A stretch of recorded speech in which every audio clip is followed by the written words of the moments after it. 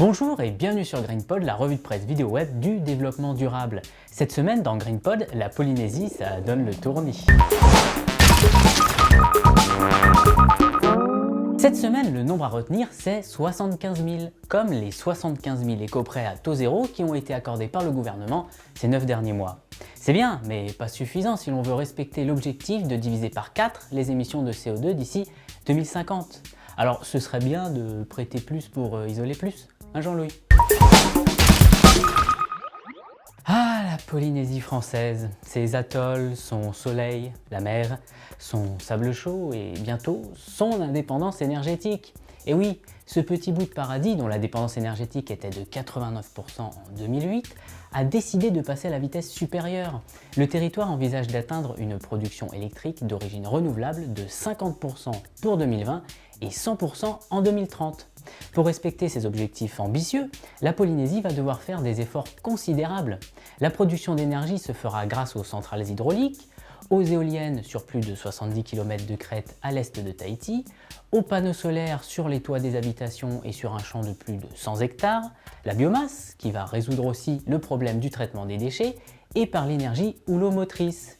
Mais ça ne suffira pas, il faudra aussi faire des économies d'énergie drastiques. Il est prévu pour la climatisation par exemple de récupérer l'eau froide des profondeurs. Bref, la Polynésie française, c'était déjà pas très difficile de vous donner envie d'y aller, mais là... Et pour stocker toute cette énergie propre, voici une nouvelle qui va vous donner le tournis, le volant d'inertie. Le principe, quand vous produisez un surplus d'électricité, celui-ci est utilisé pour faire tourner d'énormes cylindres de plusieurs centaines de kilos et à des milliers de tours par minute. Le cylindre, lui, va continuer de tourner, c'est pour cela qu'on utilise des matériaux qui réduisent les frottements au maximum, et pour récupérer cette électricité, on utilise cet élan qui avait été généré, et mine de rien, on récupère quand même 85% de l'énergie qui avait été emmagasinée. C'est un vieux concept que Beacon Power a remis au goût du jour avec de nouveaux matériaux et à une échelle de stockage beaucoup plus grande.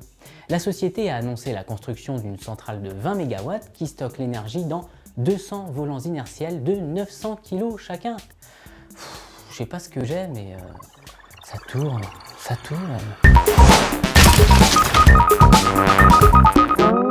Le bilan d'huile cette semaine va tout droit à Barack Obama, qui a annoncé ce mardi l'octroi de 8 milliards de dollars de prêts pour relancer le nucléaire aux États-Unis. 30 ans que les Américains n'avaient pas construit de réacteur nucléaire, 8 milliards pour du nucléaire et pour une entrée en service dans quoi, 10 ans? Non Barack, non. Voilà GreenPod, c'est terminé pour aujourd'hui. On se retrouve la semaine prochaine pour encore plus d'actu verte et durable. À bientôt.